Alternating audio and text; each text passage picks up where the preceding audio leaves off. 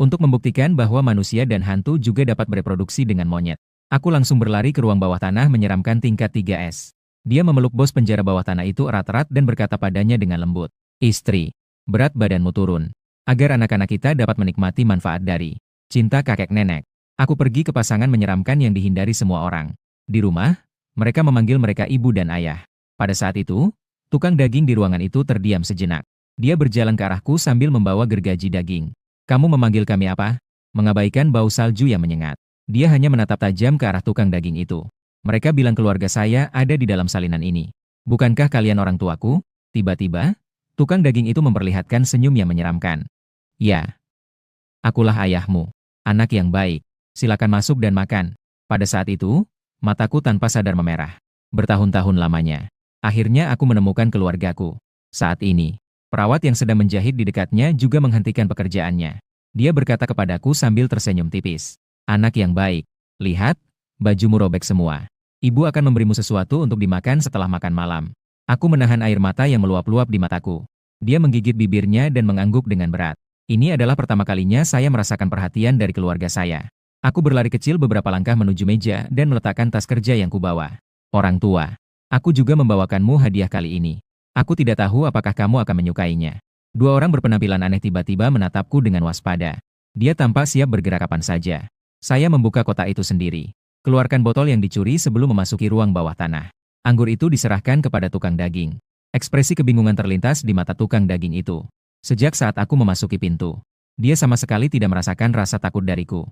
Bahkan hingga sekarang, dia masih menatap penuh harap, berharap menerima pujian dariku. Setelah hening cukup lama, tukang daging itu membuka tutup botol. Aroma anggur yang harum langsung memenuhi udara, bercampur dengan bau menyengat di dalam rumah. Baunya tidak sedap dan aneh. Ekspresi si tukang daging agak rumit. "Anggur yang enak." Lalu saya mengambil satu lagi dari dalam koper. Kalung bertatahkan batu permata biru. Dia berlari kecil mendekati perawat itu dari belakang dan dengan hati-hati membantunya memasangkan kalung tersebut. Kalung safir yang indah dan tanpa celah serta seorang perawat. Kontras antara tubuh yang tertutup salju dan tubuh yang bernoda salju sangat mencolok. Tapi saya dengan tulus memujinya. "Ini indah." Kedua sosok menyeramkan itu saling bertukar pandang. Matanya dipenuhi kebingungan. Perawat jahat itu memutar tubuhnya dan berjalan menuju meja makan. "Ayo makan." Saat itu, tukang daging sudah meletakkan semangkuk pasta daging yang menjijikan di atas meja. Dia melirik anggur di atas meja. Setelah berpikir sejenak, dia langsung menuangkannya ke dalam mangkuk berisi daging cincang di atas meja. Pasta daging kental itu diencerkan menjadi kaldu yang menjijikan. Baunya pun menjadi semakin tidak sedap. Namun, mataku memerah dan hidungku terasa perih. Aku jelas bisa mencium bau busuk daging cincang itu. Ayah mungkin khawatir aku tidak akan menyukai makanannya. Barulah kemudian anggur dituangkan untuk menghilangkan bau amis. Para penonton di siaran langsung melihat bahwa saya tampak seperti akan menangis. Ekspresi mereka semua menunjukkan desahan. Saya kira orang yang sakit jiwa sebenarnya tidak takut. Aku sangat takut hingga air mata menggenang di mataku. Diperlakukan seperti mainan oleh monster. Akan lebih baik jika aku mati lebih cepat. Di sisi lain, aku duduk di meja makan. Tukang daging itu menyendok semangkuk kaldu daging keruh dan memberikannya kepada saya. Saya dengan sopan menerima mangkuk itu dan berkata dengan gembira, "Terima kasih ayah." Mendengar nama ini lagi, gerakan tukang daging itu jelas terhenti sejenak. "Asalkan kamu menyukainya." Kata-kata ini mengalir ke dalam hatiku seperti arus hangat. Makanan yang dimasak oleh keluarga. Bagaimana mungkin aku tidak menyukainya? Selain itu, tahun-tahun yang dihabiskan di rumah sakit jiwa. Aku sudah makan banyak hal yang jauh lebih menjijikan dari ini. Dan saat itu juga saya mengambil mangkuk itu. Dua kejadian menyeramkan dan tatapan dari banyak penonton di siaran langsung. Semua mata tertuju padaku. Mereka semua menunggu untuk melihatku muntah. Namun, setelah saya menghabiskan semangkuk sup daging, dia mengeluarkan sendawa yang memuaskan. Lalu dia mengangkat mangkuk kosong itu dengan ekspresi puas di wajahnya dan berkata, "Ayah, mangkuk lainnya." Tukang daging itu benar-benar tercengang. Memang benar, awalnya dia berniat bermain rumah-rumahan. Makhluk-makhluk aneh ini bergantung pada penyerapan energi manusia, tumbuh melalui emosi negatif. Oleh karena itu, selama masih ada sedikit pun rasa takut di sekitar, mereka semua bisa merasakannya. Namun, dia tidak merasakan apapun dari manusia ini. Sedikit emosi negatif yang sudah familiar. Dia hanya merasa terharu, kebahagiaan, dan kegembiraan. Ini adalah pertama kalinya dia merasakan emosi seperti ini. Dia mengambil mangkuk itu dan dengan santai bertanya, "Bagaimana kamu menghabiskan tahun-tahun ini?"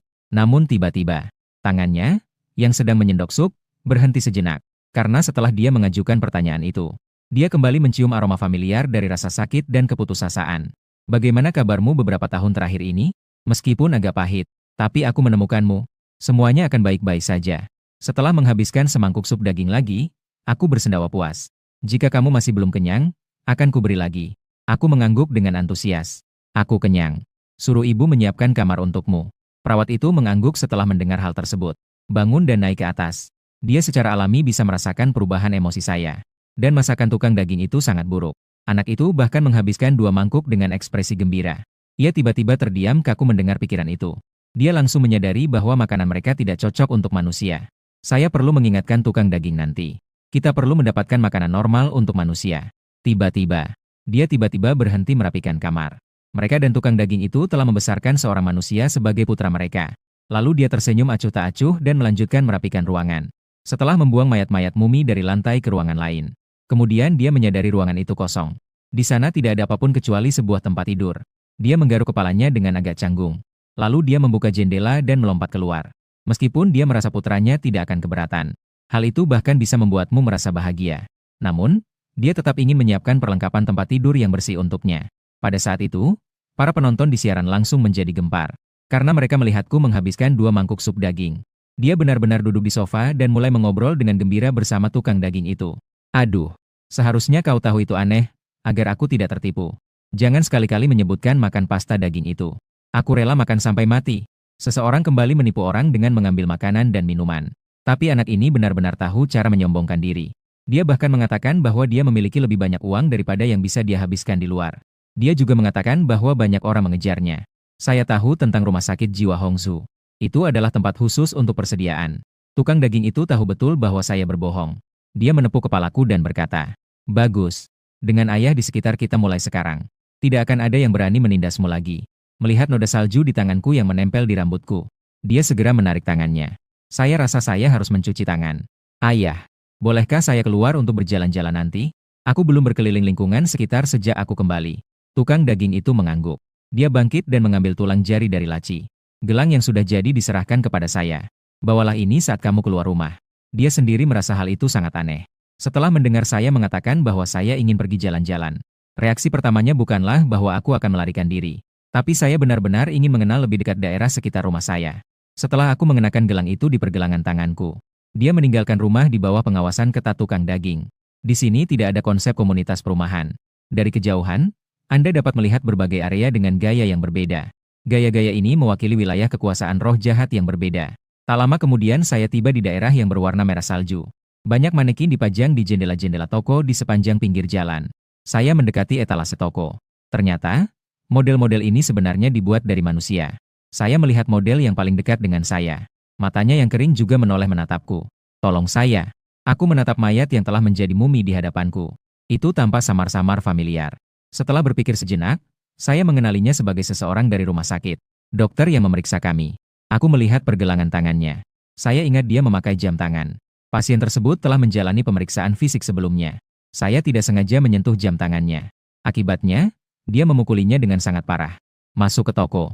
Para penonton di siaran langsung semuanya mengira saya. Ketika mayat mumi itu diselamatkan, saya hanya melepas jam tangannya. "Kenakan di pergelangan tangan Anda." Mayat mumi di sampingnya menatap dengan mata terbelalak. Para penonton di siaran langsung itu juga terdiam. Mereka sama sekali salah paham dengan perilaku saya.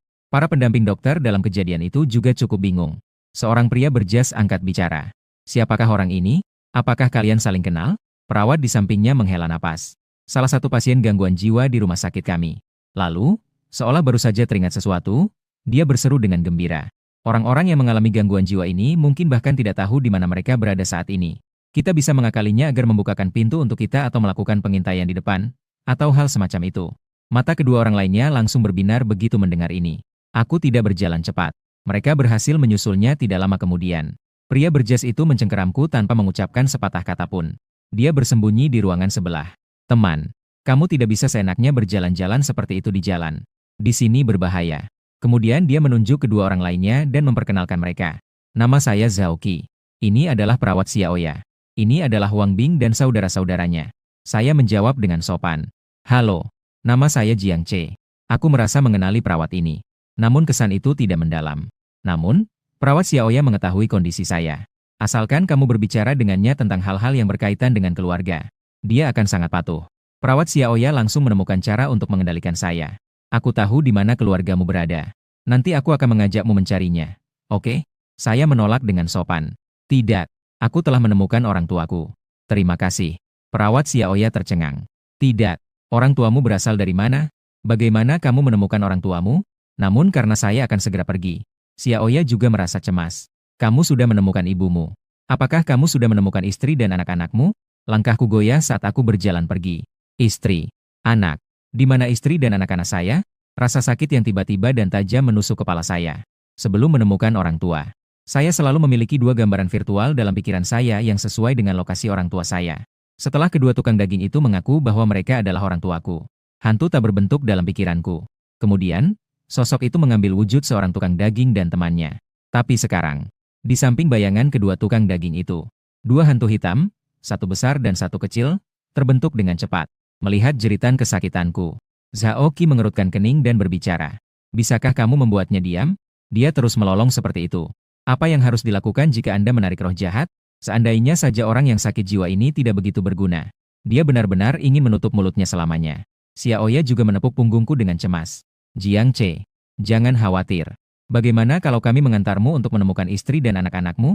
Aku menahan rasa sakit di kepalaku dan perlahan mengangkat kepalaku. Di mana mereka? Xiaoya ragu sejenak.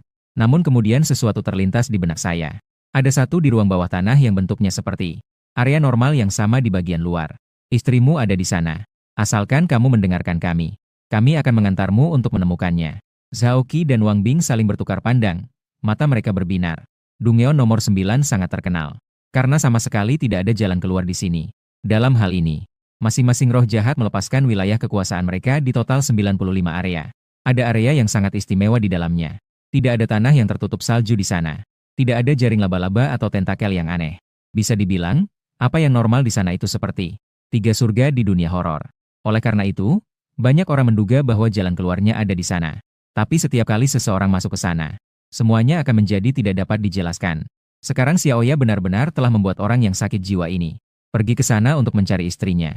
Sebelum sampai ke tujuan, orang yang mengalami gangguan jiwa ini masih sepenuhnya berada di bawah kendali mereka. Para penonton di siaran langsung tak kuasa menahan napas saat melihat ini. Mereka ingin menggunakan orang yang sakit jiwa ini untuk menjajaki kemungkinan.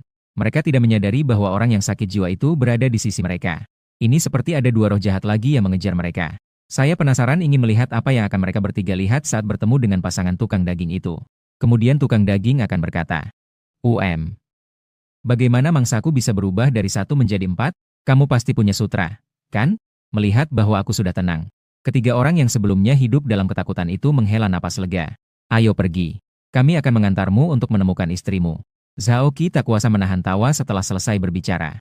Ini adalah pertama kalinya dia membujuk seseorang yang sakit jiwa dengan begitu serius. Aku melihat ke arah yang mereka tuju. Bukan dari arah itu aku datang. Apakah tempat itu jauh? Zhao Qi merangkul bahuku. Tidak jauh. Barang itu akan tiba dalam waktu 3 hari. Dia tidak menyebutkan fakta bahwa kasus tersebut akan berakhir dalam 3 hari. Jika Anda tidak dapat menemukan jalan keluar saat terjatuh, semua orang akan musnah. Aku berhenti dan menggelengkan kepala. Tidak. Aku tidak bisa pergi bersamamu sekarang. Mengapa tidak? Apakah kamu tidak ingin mencari istrimu? Aku terus menggelengkan kepala. Terlalu jauh. Aku perlu memberitahu orang tuaku. Kenapa kamu tidak ikut denganku? Kami akan mengucapkan selamat tinggal kepada orang tua saya sebelum kami pergi. Saya yakin orang tua saya akan setuju jika saya mencari istri. Lagi pula, dia adalah menantu perempuan mereka. Zhao Qi mengerutkan kening. Dia menarik Xiaoya ke samping. Mungkinkah orang tua yang dia maksud adalah penyintas lainnya? Wajah Xiaoya juga pucat pasi. Tampaknya para penyintas lainnya mengklaim bahwa orang tuanya mengendalikan dirinya. Namun, mencari istri kini telah menjadi obsesi barunya. Kenapa kita tidak pergi menemuinya? Alangkah baiknya jika kita bertemu. Mungkin kita bisa bertindak bersama. Wang Bing tidak peduli untuk menambah anggota tim. Dia sangat percaya diri dengan kebugaran fisiknya. Sekali dalam bahaya, dia pasti tidak akan menjadi orang yang ditinggalkan. Sebaliknya, semakin banyak orang dalam tim, semakin menguntungkan baginya. Setelah ketiganya selesai berdiskusi, mereka kembali ke sisiku. Ayo pergi. Kami akan ikut denganmu menemui ibu. Gelombang kegembiraan memenuhi hatiku. Ini benar-benar situasi yang menguntungkan semua pihak. Aku dengan gembira melangkah maju. Aku tak sabar untuk memberikannya kepada orang tuaku. Lihatlah teman-teman baru yang telah kamu dapatkan. Setelah berjalan selama lebih dari 10 menit, tiba-tiba, terdengar suara langkah kaki yang berat dan lengket dari belakang. Hal ini membuat bulu kuduk ketiga pria itu langsung merinding. Segera setelah itu, dia bahkan tidak mengucapkan sepatah kata pun. Ketiganya langsung mulai berlari. Semua perhitungan sebelumnya lenyap pada saat ini. Pada saat itu, hanya ada satu pikiran di benak mereka. Itu artinya melarikan diri. Xiaoya berusaha sekuat tenaga untuk mengimbangi mereka berdua. Apa yang harus dilakukan Jiang Che? Sudah selarut ini. Dia tidak peduli apakah dia hidup atau mati. Sial, sungguh nasib buruk.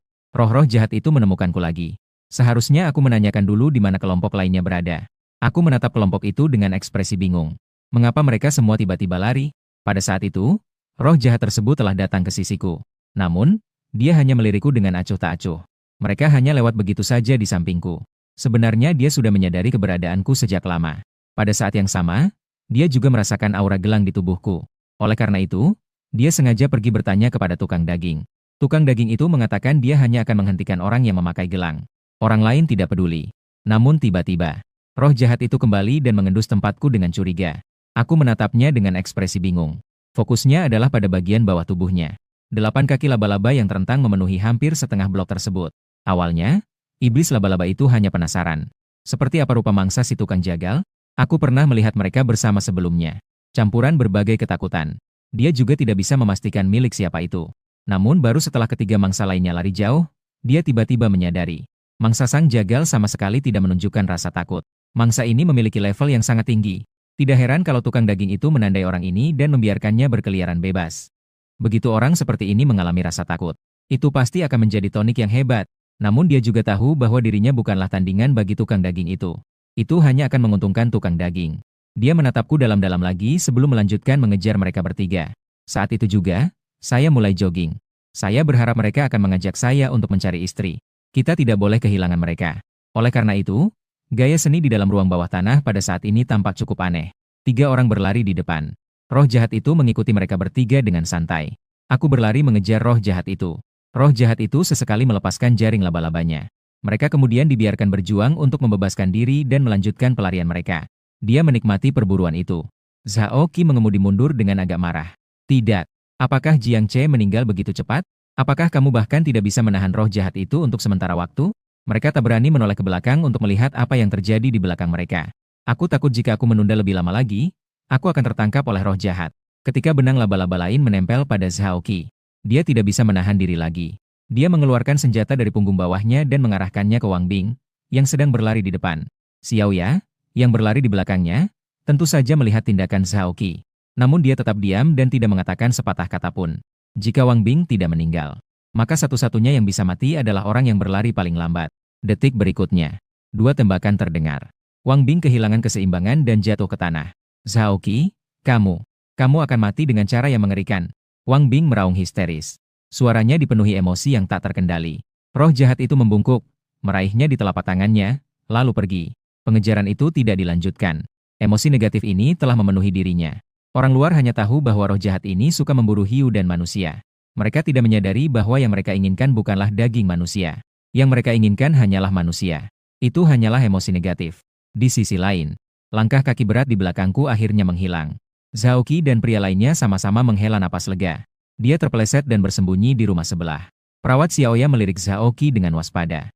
Dia tidak menyebutkan bahwa dia baru saja melepaskan tembakan. Zhao Qi menepuk dadanya. Dia berbicara setelah napasnya kembali tenang. Roh jahat itu menangkap 2 orang. Hal itu seharusnya tidak terjadi dalam waktu dekat. Xiaoya menghela napas. Sayang sekali nasib Jiang Che tidak menimpanya. Zhao Qi menatapnya dengan dingin.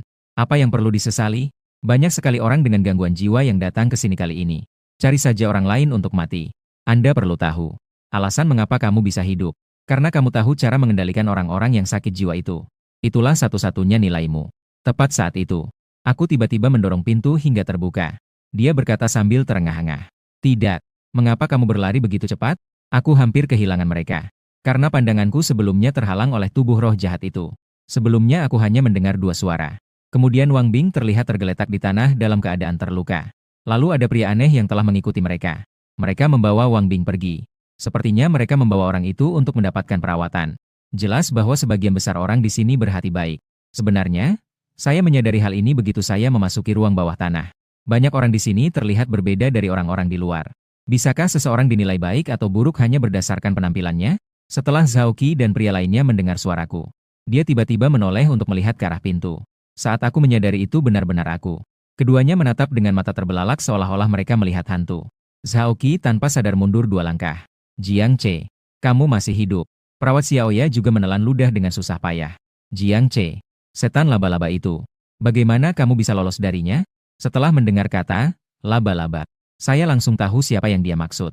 Tapi aku tidak mengerti apa yang dia maksud dengan melarikan diri. Mengapa melarikan diri? Aku hampir tidak bisa mengejar ketinggalannya. Zhao Qi menekan pelipisnya. Dia merasa semakin lama semakin tidak mengerti apa yang dikatakan oleh orang yang sakit jiwa itu. Apa yang tidak bisa dikejar? Kamu mengejar kami. Ya. Kalian berlari terlalu cepat. Aku mengejar pria tua itu untuk waktu yang lama. Lalu saya melihat bahwa Wang Bing terluka. Kemudian pria yang lebih tua itu membawa Wang Bing untuk diobati. Sambil berbicara, aku menghela napas dan melanjutkan. Jika kamu tidak berlari secepat itu, bagaimana mungkin kamu bisa cedera? Pria yang lebih tua itu pasti mengejarmu karena takut kamu akan terluka. Namun sebelum sempat memperingatkan Wang Bing, ia terluka.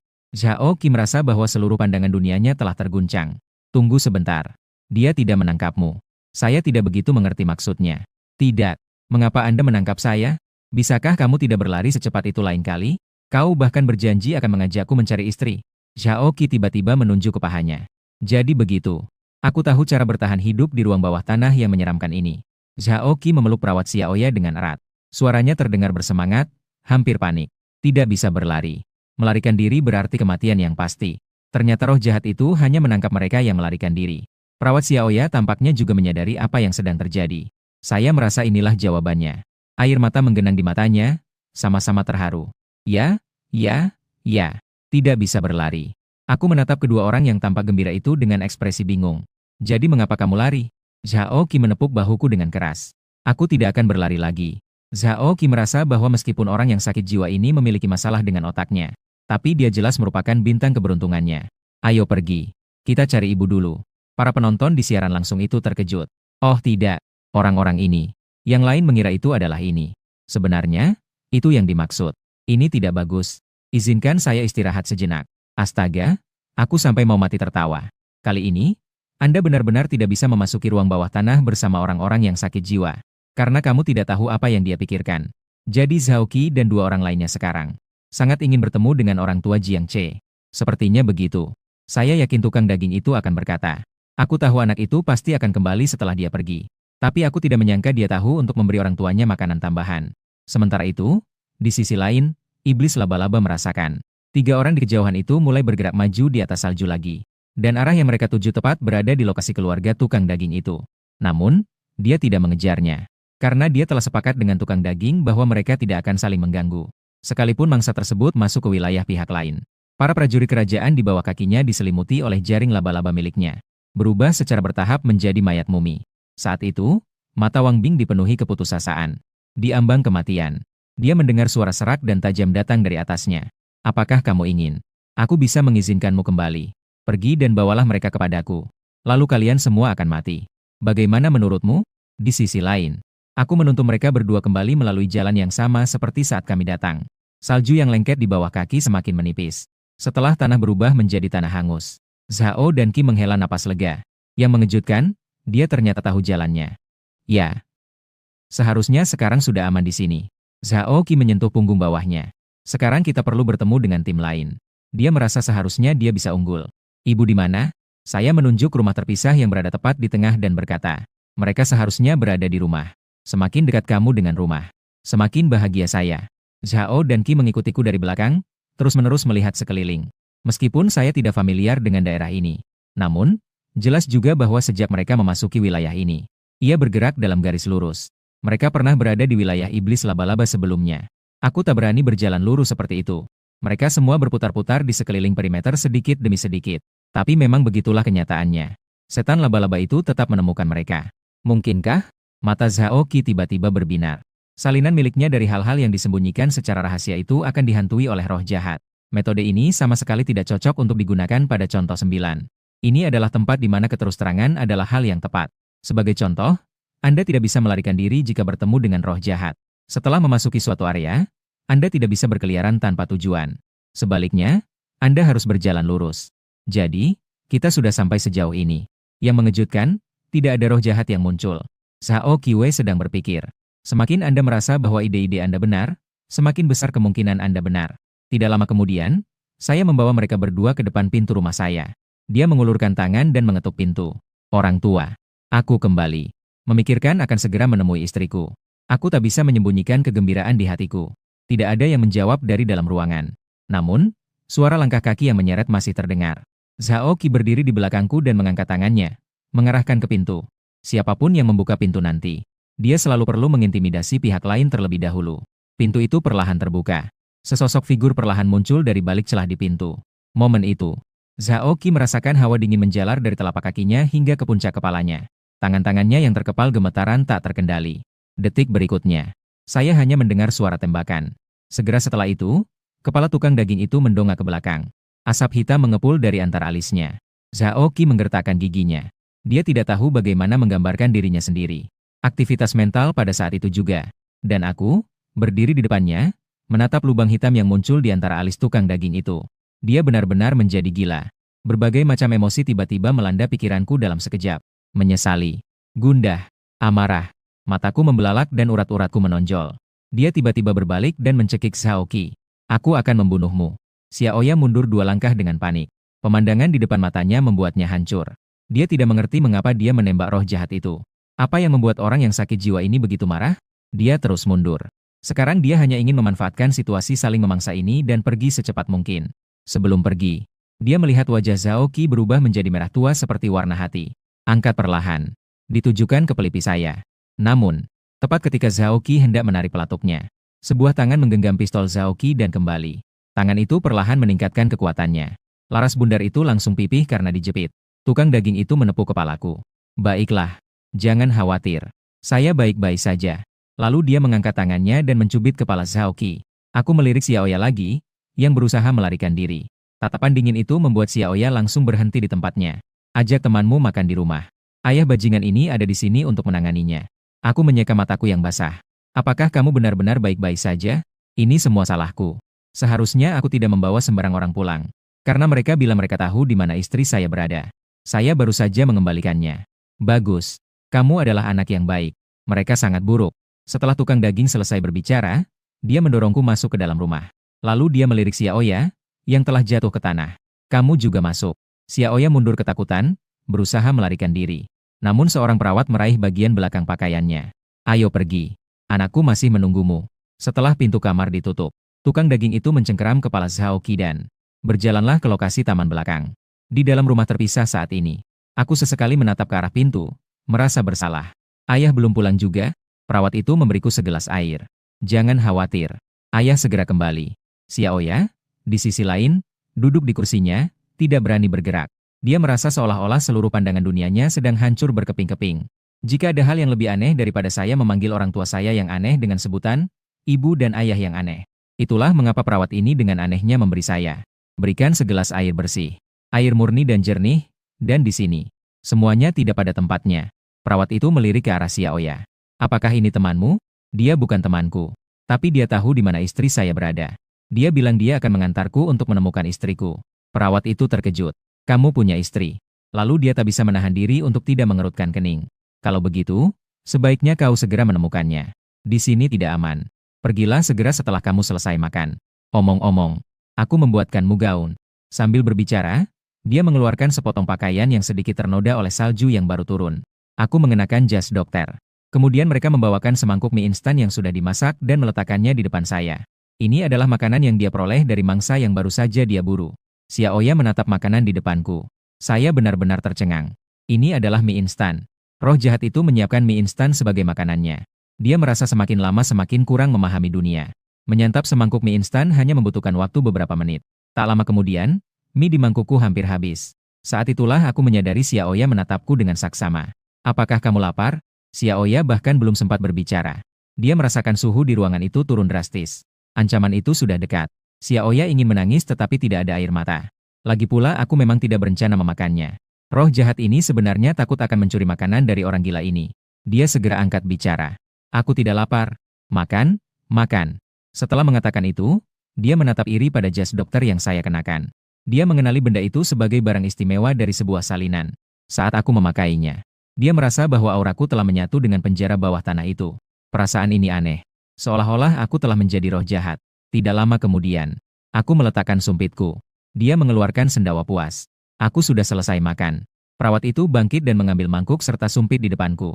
Kalau begitu, cepatlah temukan mereka. Dia memandang langit di luar. Malam akan segera tiba. Dia tahu betul bahwa permainan berburu hiu yang sesungguhnya akan dimulai pada malam hari. Namun, dengan jas dan gelang dokter itu, dia juga merasa lega karena bisa membiarkan saya pergi sendirian. Hingga perawat mengantar saya keluar dari ruangan. Xiaoya akhirnya memberanikan diri untuk bernapas dalam-dalam. Bau hangus yang menyengat dari tanah yang terbakar terus memenuhi hidungnya. Namun, dia merasa seolah-olah sedang mencium energi surgawi. Aku dengan antusias mengikutinya dari belakang. Dia akan merapikan pakaiannya dari waktu ke waktu. Saya juga membawa koper saya sebelum meninggalkan rumah. Ada hadiah yang disiapkan sebelum memasuki ruang bawah tanah. Xiaoya memperhatikan saya saat saya sedang mengemasi kotak-kotak saya. Dia mengira akan ada harta karun di dalamnya. Namun setelah melihat isinya, ia tak bisa menahan diri untuk tidak menunjukkan rasa jijik di matanya. Boneka dan perhiasan di dalamnya terlihat sangat mahal. Jelas sekali bahwa orang yang sakit jiwa ini mencurinya dari lingkungan orang kaya. Namun, jas dokter adalah hal yang baik. Aku berharap aku bisa memilikinya. Memikirkan hal itu, dia tak kuasa menahan senyum. Jika saya ingin menipu orang yang sakit jiwa, itu akan sangat mudah. Xiaoya tiba-tiba memeluk lengannya erat-erat. Jiang Ce, aku agak kedinginan. Aku tidak kedinginan. Kebetulan saja, saat itu suasana hatiku sedang baik. Lapangan itu mau tidak mau menjadi lebih tinggi. Xiaoya menghentakkan kakinya karena frustrasi. Apakah orang yang sakit jiwa ini tidak mampu memahaminya? Dia menekankan hal itu saat berbicara lagi. Saya bilang saya agak kedinginan. Apa yang bisa kita lakukan? Bukan berarti aku sudah tidak bisa berjalan lagi. Alisku mengerut tanpa sadar. Bukan berarti aku belum pernah diabaikan sebelumnya. Selain merasa sedikit menggigil, suhunya. Hal itu sama sekali tidak memengaruhi pengoperasiannya. Xiaoya tak kuasa menahan diri untuk tidak bergumam kata-kata kasar kepada dirinya sendiri. Dia akhirnya mengerti. Orang yang mengalami gangguan jiwa ini sama sekali tidak bisa memahami isyarat-isyaratnya. Jadi dia langsung berlari menghampiriku dan mulai berbicara dengan suara memelas. Bisakah kamu meminjamkan mantelmu padaku sebentar? Aku akan mengembalikannya padamu saat sudah tidak dingin lagi. Setelah mendengar apa yang dia katakan, saya meraih kancing mantel saya. Tepat ketika semua orang mengira aku akan membuka kancing bajuku. Saat aku melepasnya untuk Xiaoya, saya segera mengancingkan sisa kancingnya. Aku juga kedinginan. Xiaoya sempat bingung mengenai penyakit mental tersebut. Apakah ini masalah nyata atau hanya masalah palsu? Dia memegang perutnya dan berjongkok di tanah. Terlihat kesakitan. Aku kedinginan sekali. Anak perempuan sebaiknya tidak terpapar udara dingin. Perutku mulai sakit. Istrimu juga seorang perempuan. Kamu jelas tidak ingin dia tahu bahwa kamu telah mengabaikan bantuan. Kamu sedang mencari istri, kan? Dan kamu juga punya seorang putri. Jika putri Anda membutuhkan bantuan di luar rumah, Anda tentu tidak ingin orang lain menderita kedinginan dan salju yang sama seperti Anda, bukan? Dia hanya mengatakan bahwa saya punya anak. Mereka tidak memberitahuku bahwa itu adalah seorang anak perempuan. Namun sekarang dia menyadari. Mengatakan bahwa putriku membuatku lebih patuh. Kata-katanya menghantam otakku seperti sambaran petir. Rasa sakit yang menus excruciating itu membuatku secara naluriah menutupi kepala dan berjongkok di tanah. Gambaran samar tentang anak kecil itu terlintas di benakku saat ini. Rambut mulai tumbuh lebih panjang. Pakaian juga berevolusi menjadi rok. Xiaoya melihatku memegangi kepalaku dan mengerang kesakitan.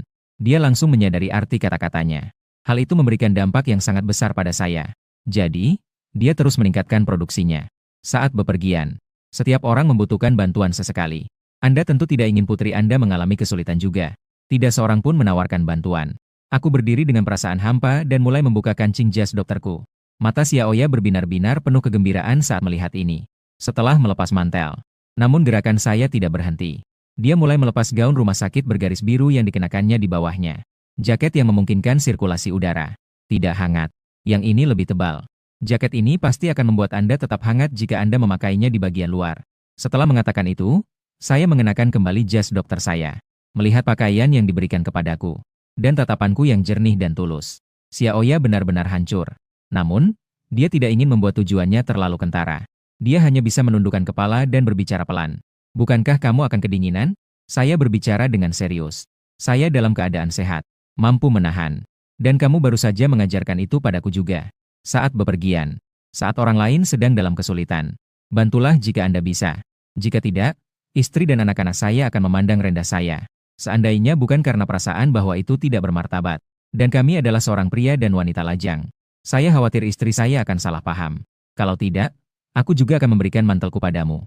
Xiaoya mengambil pakaian itu dengan senyum kaku dan memakainya. Bajuku terlalu besar. Pakaiannya hanya menutupi pahanya. Aku mengangguk puas.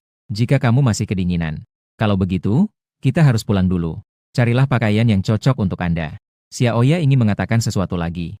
Namun begitu mendengar apa yang saya katakan, dia langsung menutup mulutnya. Sudah tidak dingin lagi. Aku akan mengantarmu untuk menemukan istri dan putrimu. Setelah melakukan perjalanan selama 2 jam lagi, langit telah gelap gulita. Tiba-tiba, Xiaoya mencondongkan tubuhnya mendekatiku, menunjuk ke dalam kabut tebal, dan berbicara dengan suara gemetar. Lihat ke sana. Apakah ada seseorang di sana? Sepertinya begitu. Namun mereka menempuh jalan mereka sendiri. Kami akan melanjutkan perjalanan kami. Kami tidak membangun jalan ini. Xiaoya sangat cemas hingga hampir menangis. Dia sangat tidak rela. Mengapa orang yang tidak stabil secara mental seperti saya dapat bertindak tanpa hukuman di dalam penjara bawah tanah? Namun dia harus sangat berhati-hati, karena takut nyawanya terancam. Andai saja kita bisa membunuh orang yang sakit jiwa ini.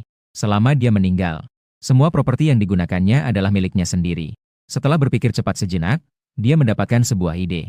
Dia menghela napas panjang. Dia bukan orang yang baik. Putri Anda diculik oleh orang itu. Aku tidak menyebutkannya karena aku takut menyakiti perasaanmu.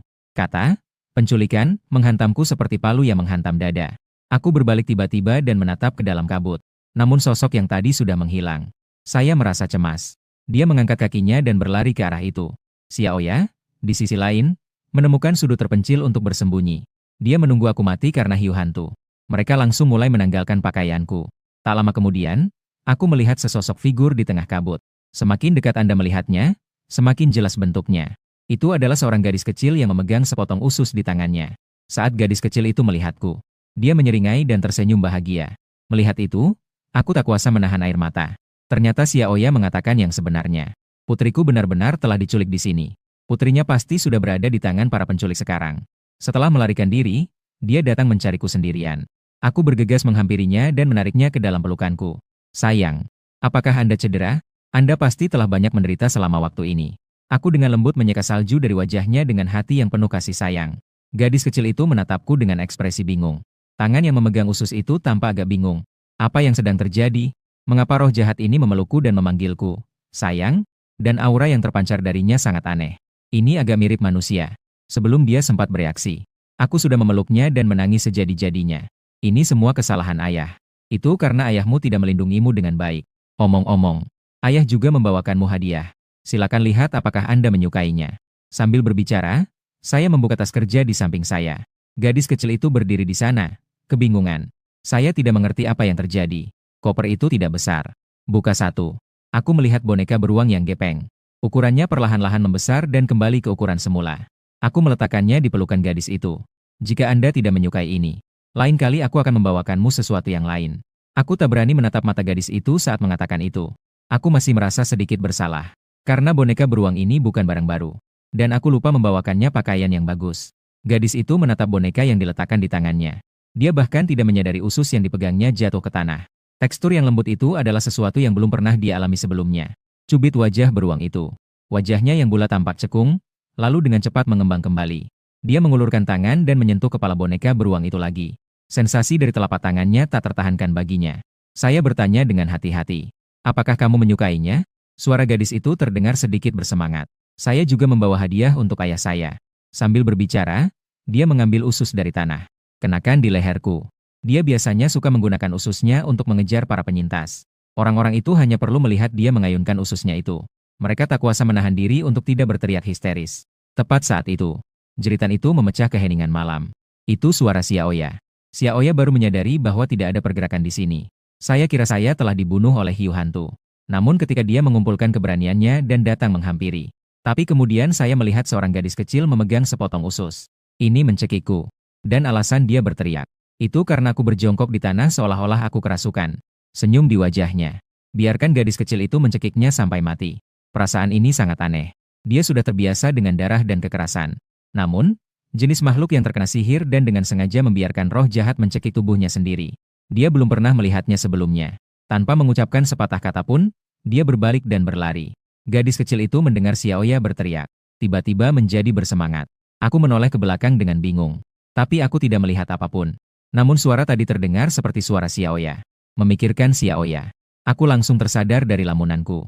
Menatap putrinya di sampingnya, yang hanya mengenakan gaun tipis. Tiba-tiba ada sesuatu yang terlintas di benakku. Dia segera melepas jas putihnya dan membungkusnya di tubuh wanita itu. Jangan berpakaian terlalu minim saat keluar rumah lain kali. Suasananya sejuk di malam hari. Xiaoya terus mengatakan bahwa dia kedinginan. Putriku pasti kedinginan sekali sekarang. Saat aku melepas jas putihku, aura manusiawi saya tiba-tiba muncul. Gadis kecil itu kembali tercengang. Ini sebenarnya manusia. Tangannya, yang sedang mencubit ususnya, mengencang dengan cepat. Ayah, hadiah yang kubawa untukmu. Apakah kamu masih menyukainya?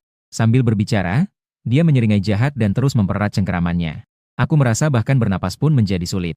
Namun, mengingat ini adalah pertama kalinya putrinya memakaikan syal padanya, dia tidak bisa tidak berpikir. Wajar jika tidak tahu seberapa besar kekuatan yang harus digunakan. Agak sempit, ya sudahlah. Aku berbicara dengan lembut. Ayah sangat menyukainya. Aku bisa merasakan tekanan di leherku semakin meningkat.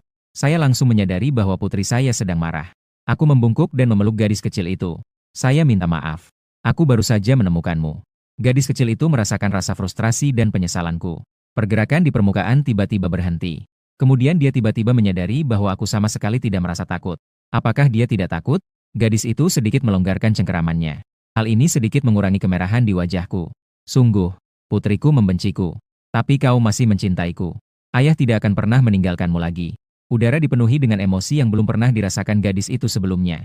Hal ini membuatnya sejenak termenung. Tuan-tuan tidak akan pernah meninggalkan ayahnya lagi. Setelah mengatakan itu, dia memalingkan kepalanya dan mendengus dingin dalam hatinya. Ini jelas palsu. Selama manusia ini berani mengungkapkan rasa takut sekecil apapun, dia membunuhnya. Saat dia sedang memikirkan hal-hal ini, teriakan kaget terdengar dari kejauhan. Itu wanita yang sama seperti sebelumnya. Dia langsung merasa kedinginan. Tapi bukan karena wanita aneh itu berteriak. Hal itu karena daerah ini termasuk wilayah kekuasaannya. Oleh karena itu, semua mangsa di sini secara alami menjadi miliknya. Namun kini roh jahat lainnya berani berburu di wilayahnya. Tepat saat itu, aku mulai berbicara. Ini suara Bibi Xiaoya MU. Tapi mengapa dia berteriak dengan begitu pilu? Xiaoya, tante. Tuan-tuan sedikit terkejut, menatapku dengan curiga. Tatapannya membuatku sedikit gugup. Anak-anak zaman sekarang sangat cerdas. Dia tidak menganggapku sebagai ibu baru yang kutemukan untuknya, kan? Saya segera melambaikan tangan dan menjelaskan. Bukan seperti yang kamu pikirkan. Bibi Xiaoya adalah perawat yang merawat ayah sebelumnya. Dia membawaku untuk mencarimu kali ini juga. Selain ibuku, aku tidak akan jatuh cinta dengan orang lain. Tuan-tuan kembali terkejut. Jari-jari yang mencengkeram boneka beruang itu tanpa sadar mengencang. Dia bisa merasakan emosiku saat itu. Perasaan ini mirip dengan sensasi sentuhan boneka beruang di tangan Anda. Itu adalah sesuatu yang belum pernah dia alami sebelumnya. Lalu dia teringat akan teriakan yang baru saja didengarnya. Pasti ada roh jahat lain yang datang. Dia dengan cepat melepas mantelnya dan mengembalikannya kepada saya. Kamu harus mengenakan pakaianmu. Saya tidak mau memakai jas putih. Saya hanya memakai rok. Aku menatap koperku dengan perasaan bersalah. Kali ini terlalu terburu-buru. Saya tidak menyiapkan gaun kecil apapun untuk putri saya. Tuan-tuan mendengarkan saat jeritan di kejauhan semakin melengking. Cepatlah dan desak. Kenakan dengan cepat. Kekuatan roh jahat juga bervariasi. Sebelum melihat roh jahat itu, dia tidak yakin apakah dia memiliki kemampuan untuk melindungiku. Lalu dia memalingkan kepalanya dengan angkuh. Manusia lemah. Aku tidak melakukan ini untuk melindunginya. Aku sedang berjuang untuk mangsaku. Tidak lama setelah mereka pergi, aku samar-samar melihat sosok lain di sebelah Xiaoya. Dan orang ini ternyata adalah teman Xiaoya, Wang Bing. Saat ini, lapisan tipis sutra laba-laba menutupi tubuh Xiaoya. Seberapa keras pun dia berusaha, dia tidak bisa membebaskan diri. Wang Bing, yang duduk di hadapannya, memiliki kilatan kejam di matanya. Di mana Zhaoqi? Xiaoya tidak menjawab pertanyaannya. Sebaliknya, mata mereka langsung tertuju pada kaki prajurit itu. Zhaoqi sebelumnya telah menembaknya 2 kali di lutut. Secara logika, Wang Bing seharusnya tidak bisa berdiri lagi. Namun kini persendian lututnya tertutup oleh jaring laba-laba yang tak terhitung jumlahnya. Membungkus dan memperbaiki sambungan yang rusak secara paksa. Menyadari tatapan Xiaoya, Wang Bing mencemooh. Aku tak percaya aku bisa berdiri lagi. Aku akan bertanya padamu sekali lagi. Di mana Zhaoqi? Xiaoya kemudian menyadari apa yang sedang terjadi. Dia menjawab dengan tergesa-gesa. Zhaoqi meninggal. Kami belum lama pergi. Zhaoqi dibunuh oleh orang tuanya yang sakit jiwa. Menatap tatapan curiga Wang Bing, Xiaoya hampir menangis. Seandainya aku tidak melihatnya dengan mata kepala sendiri. Dia tidak pernah membayangkan bahwa pria kejam seperti Zhaoqi akan mati dengan cara yang begitu dramatis. Semua yang saya katakan adalah benar. Aku bisa mengantarmu untuk menemukan Zhaoqi. Dan sekarang kamu telah memperoleh kuasa roh jahat. Aku jelas tidak akan berbohong padamu. Omong-omong, saya juga tahu bahwa orang yang mengalami gangguan jiwa itu mengenakan gelang di tubuhnya. Ini semua karena gelang ini. Itulah sebabnya iblis laba-laba tidak menyerangnya sebelumnya. Xiaoya tidak memberitahunya tentang jas putih yang saya kenakan. Karena jas putih itu tampak seperti pakaian biasa. Namun, gelang itu tampak sangat istimewa. Tidak mungkin menyembunyikannya. Wang Bing awalnya tidak mempercayai Xiaoya. Namun tiba-tiba ia teringat akan roh jahat dari waktu itu. Itu benar-benar di luar dugaan saya. Mereka langsung berlari untuk menangkapnya. Sekarang, ketika aku mendengar Xiaoya berbicara tentang gelang, dia tiba-tiba menjadi tertarik. Di mana orang yang sakit jiwa itu sekarang? Aku menginginkan gelangnya. Jadi rencananya adalah membuatnya menimbulkan masalah bagi roh jahat. Setelah mendengar ini, Wang Bing langsung mengerti mengapa Xiaoya bersembunyi di sini sendirian. Di sisi lain, aku tidak mendengarnya karena terlalu jauh. Apa yang dibicarakan Xiaoya dan Wang Bing? Namun tuan-tuan adalah roh jahat. Jika Xiaoya dan dua orang lainnya mencoba bersekongkol melawan saya, dia mendengar semuanya dengan jelas. Aku menuntun tuan-tuan maju dan menyapanya dengan hangat. Terima kasih, Xiaoya. Terima kasih kepadamu. Akhirnya aku menemukan putriku. Kedua orang itu menatapku ketika mereka mendengar suara itu. Tatapan Wang Bing beralih dengan lebih rakus ke gelang di pergelangan tanganku. Jika dia bisa mendapatkannya, dia merasa bahwa ini mungkin cara baginya untuk melepaskan diri dari kendali iblis laba-laba. Adapun anak yang duduk di sampingku, dia hanya meliriknya dan tidak memperhatikannya lebih lanjut. Tuan-tuan mengikutiku setelah itu. Ubahlah penampilanmu secara bertahap. Sekarang dia terlihat persis seperti seorang gadis kecil manusia. Para tentara siap menghadapi saya di tempat itu juga. Kemudian dia melarikan diri sambil mengenakan gelang itu. Adapun Xiaoya dan gadis kecil itu, menangani mereka sangat mudah. Ayah, apakah ini temanmu? Tuan-tuan secara alami dapat merasakan aura seperti hiu yang terpancar dari Wang Bing. Ya. Berputar-putar. Izinkan saya memperkenalkannya kepada Anda. Ini Bibi Xiaoya. Ini Paman Wang Bing. Sambil berbicara, saya merangkul bahu tuan-tuan dan berkata, "Dua, ini putriku, tuan-tuan." Xiaoya terkejut. Dia mengatakan bahwa dia mengarang seluruh cerita tentang memiliki seorang anak perempuan. Dia hanya ingin aku pergi dan mati bersama roh jahat itu. Musuh belum melihat sehelai rambut pun. Akibatnya, ada seorang gadis kecil tambahan yang memanggilku, "Ayah." Ya, aku merasa sakit kepala akan datang. Dan kamu baru berusia 20 tahun. Bagaimana mungkin ada anak perempuan berusia 7 atau 8 tahun? Saat itu, Wang Bing menyeringai jahat. Dia tidak peduli apakah saya ayah tuan-tuan atau bukan. "Anak, mari pejamkan matamu. Paman punya hadiah untukmu." Niat predator Wang Bing terlihat jelas. Dia sudah mulai berfantasi tentang bagaimana rasanya ketika tuan-tuan membuka matanya lagi. Melihatku terbaring di salju. Tuan-tuan tiba-tiba melangkah maju beberapa langkah. Tuan-tuan sangat senang bertemu dengan pamannya. "Paman, bolehkah aku memeluk tuan-tuan?" Sambil berbicara, dia mengulurkan tangannya ke arah Wang Bing. Saya sangat senang melihat ini. Putrinya baru saja berhasil meloloskan diri dari para penculik. Namun, dia masih bisa mempertahankan kepolosan dan kenaifannya. Tidak ada trauma psikologis. Bagus sekali. Wang Bing mencibir. Bagus. Mari kita mulai dari Anda. Karena gadis kecil itu menawarkan diri lebih dulu. Dia tidak akan keberatan mencoba membunuh putrinya karena menderita penyakit mental. Apakah ini akan membuat penderita gangguan jiwa tersebut semakin gila? Para prajurit berpelukan erat satu sama lain. Kekuatannya jauh lebih besar dari sebelumnya. Dia yakin dia bisa dengan mudah memutarnya hingga lepas leher gadis kecil itu. Namun, ia segera merasakan bahwa ada sesuatu yang tidak beres. Lengan gadis kecil itu yang melingkari lehernya ternyata sangat kuat. Dia bahkan bisa mendengar tulang punggungnya sendiri retak. Dia mencengkeram lengan tuan-tuan dengan kuat. Namun mereka menemukan bahwa lengan gadis kecil itu sekeras batu. Tuan-tuan mencondongkan tubuhnya ke telinga Wang Bing dan berbisik. Sepertinya paman adalah orang jahat. Sayangnya, tuan-tuan adalah anak yang baik di hadapan ayahnya. Paman, jadilah anak yang baik. Saat ayah tidak ada di sini, tuan-tuan akan berurusan denganmu lagi. Wang Bing merasakan sesak yang semakin meningkat di dadanya. Sampai dia hampir mati lemas. Tuan-tuan akhirnya melepaskan cengkeramannya dari lehernya dan kembali ke sisiku. Wang Bing terengah-engah. Aku tak kuasa menahan diri untuk mundur 2 langkah, ingin melarikan diri. Namun tuan-tuan mengulurkan tangan dan tiba-tiba, detik berikutnya, Wang Bing terhuyung dan hampir jatuh ke tanah. Dia merasa seolah-olah seseorang sedang mencengkeram jantungnya. Bangunan itu bisa hancur kapan saja. Aku bergegas maju untuk membantunya. "Apakah kamu baik-baik saja?" Tapi barusan saya pikir saya bisa dengan mudah membunuh seekor hiu. Namun, pada saat ini, hal itu menjadi misterius di mata Wang Bing. Dia dengan cepat melambaikan tangannya untuk menghindari bantuan saya. "Saya baik-baik saja." Pada saat itu, tuan-tuan membuka jalan kembali. "Paman mungkin memiliki penyakit jantung. Saya pernah melihat orang-orang dengan penyakit jantung. Begitulah cara mereka semua merokok." Para tentara ingin melarikan diri. Namun setiap langkah yang dia ambil kembali, tuan-tuan kemudian akan meraih udara dengan sekuat tenaga. Sebentar lagi, wajahnya yang keriput dan gelap berubah pucat pasi seperti mayat. Dia berhasil memecahkannya. Gadis kecil ini sebenarnya adalah roh jahat. Tapi cara dia mendekapku erat sekarang. Mereka benar-benar terlihat seperti ayah dan anak perempuan sungguhan. Dia tidak mengerti mengapa. Apakah roh jahat zaman sekarang menikmati permainan peran? Mata Wang Bing melirik ke sana kemari sejenak sebelum dia tiba-tiba melambaikan tangan kepada tuan-tuan. Berputar-putar. Apakah kamu ingin mengubah ayahmu? Aku mendengar dia mengatakan itu. Wajahnya langsung berubah dingin. Akhirnya aku menemukan putriku. Apa maksudmu dengan menyuruhnya mengganti ayahnya? Bagaimana? Apakah kamu sainganku dalam urusan cinta? Kamu juga menyukai istriku. Pada saat yang sama, Tuan-Tuan tiba-tiba menatapku.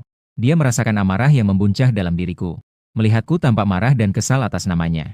Senyum puas tersungging di bibirnya. Aku berbicara dengan suara dingin. Wang Bing, mulai sekarang, mari kita berpisah. Ya. Paman, sebaiknya kau pergi bersama kami. Kata-kata Tuan-Tuan membuat Wang Bing merinding. Berdasarkan apa yang baru saja dikatakan Tuan-Tuan, saya khawatir begitu Wang Bing pergi. Saat itulah dia meninggal. Wang Bing dengan cepat menjelaskan. Maaf, aku tidak bermaksud apa-apa. Menurutku Tuan-Tuan itu sangat lucu. Saya ingin mengadopsinya sebagai anak baptis saya. Mendengus. Putriku memang menggemaskan secara alami. Saya mendengar seseorang memuji Tuan-Tuan. Aku tak bisa menahan perasaan bahagia. Kemarahan saya sebelumnya sebagian besar sudah mereda. Xiaoya menimpali dari samping. Ya. Tuan-Tuan sangat imut. Saya juga ingin mengadopsinya sebagai anak baptis saya. Tuan-Tuan memandang keduanya dengan ekspresi netral, tidak marah maupun senang. Dia bisa merasakan saat kedua orang itu mengatakan bahwa dia imut. Namun jauh di lubuk hati, aku dipenuhi rasa takut. Tidak seperti ayahnya sendiri. Sejak saya ingin bertemu ayah saya belum bisa mendapatkan apapun darinya. Merasakan sedikit rasa takut. Bahkan sekadar mendengar seseorang memuji Anda karena imut. Ayah juga dipenuhi dengan kegembiraan dan kebanggaan. Dalam suasana hati yang baik, Tuan-Tuan tidak keberatan membiarkan keduanya hidup sedikit lebih lama. Oke, kalau begitu, mari kita pergi bersama. Ayo kita cari ibu bersama-sama. Ketika Tuan-Tuan mengatakan ini, untuk pertama kalinya, perasaan gelisah muncul di hatiku. Dia takut ibuku akan mengetahui bahwa aku telah kembali ke Tiongkok. Merasa takut setelah menyadari bahwa dirinya adalah roh jahat. Tapi dia menyukaiku. Juga bersedia mencintai rumah dan burung gagaknya. Dia akan berusaha sebaik mungkin untuk menjadi gadis yang baik. Tuan-Tuan menatap Xiaoya dan berkata. Ayah berkata, apakah kamu tahu di mana ibuku? Apakah ini benar? Xiaoya mengangguk tergesa-gesa karena takut. Meskipun dia berbohong tentang klaim penyakit mental tersebut. Saya tahu di mana keluarganya berada.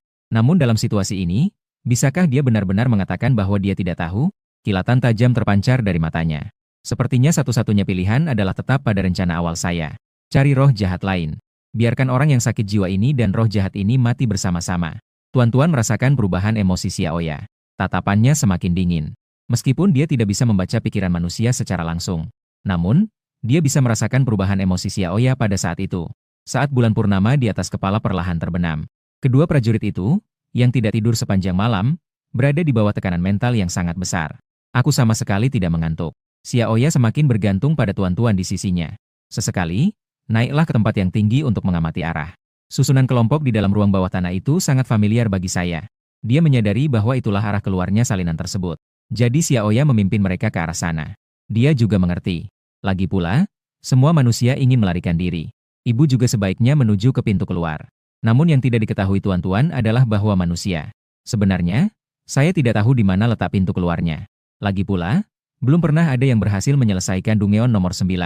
Alasan Xiaoya membawa mereka ke arah itu adalah semata-mata karena dia menganggap tempat itu adalah tempat paling berbahaya, yang paling mematikan. Saat matahari perlahan terbit, Wang Bing, yang mengikuti di belakang, tampak sangat tidak nyaman, karena kekuatan yang diberikan oleh iblis laba-laba. Hal itu mengharuskan mengonsumsi daging salju sendiri. Mungkin karena daging salju itu terlalu layu. Sinar matahari menyinari tubuhku. Dia selalu merasakan sakit di sekujur tubuhnya. Rasanya seperti tubuh sedang terkikis oleh sinar matahari. Namun, dia baru saja mulai mempertimbangkan untuk pergi. Aku merasakan sepasang mata menatapku. Saat mendongak, aku melihat Tuan-Tuan, yang ku gendong, menatapnya dengan saksama. Aku tidak menidurkan Tuan-Tuan sepanjang malam. Dan dia terus mengulanginya, merasa bersalah dan menyalahkan dirinya sendiri. Wang Bing terdiam. Dengan kata-kata saya sendiri, Tuan-Tuan terlalu ringan. Rasanya sangat ringan saat saya mengangkatnya. Kamu pasti sangat menderita saat aku tidak ada di sisimu. Semua ini terjadi karena saya adalah ayah yang tidak becus. Wang Bing, yang telah mendengarkan ocehanku sepanjang malam, hanya ingin tertawa. Benda itu sama sekali tidak memiliki berat. Ini adalah roh jahat. Berapa beratnya? Dia mengira aku hanya berpura-pura. Namun roh jahat itu justru tertipu oleh tipu dayaku. Wang Bing ingin mencoba mengatakan hal serupa kepada Tuan-Tuan, seperti yang saya lakukan. Namun sebelum dia sempat berbicara, Tuan-Tuan memotong pembicaraannya.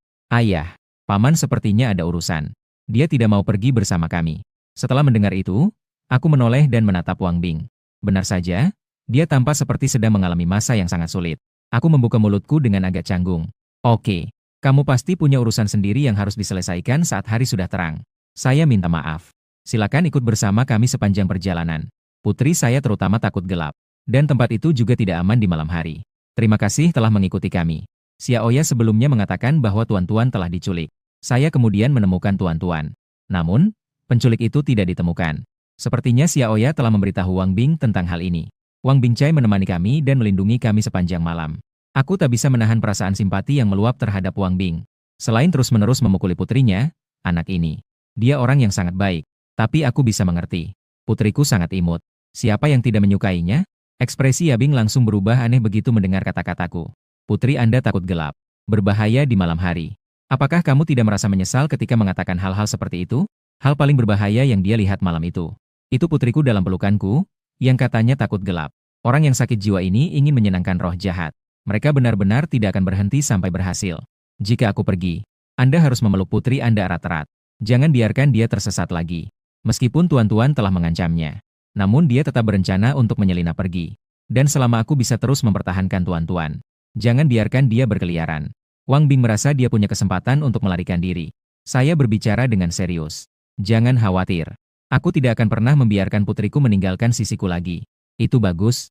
Saya percaya kamu bisa melakukannya. Setelah Wang Bing selesai berbicara, dia berbalik dan pergi.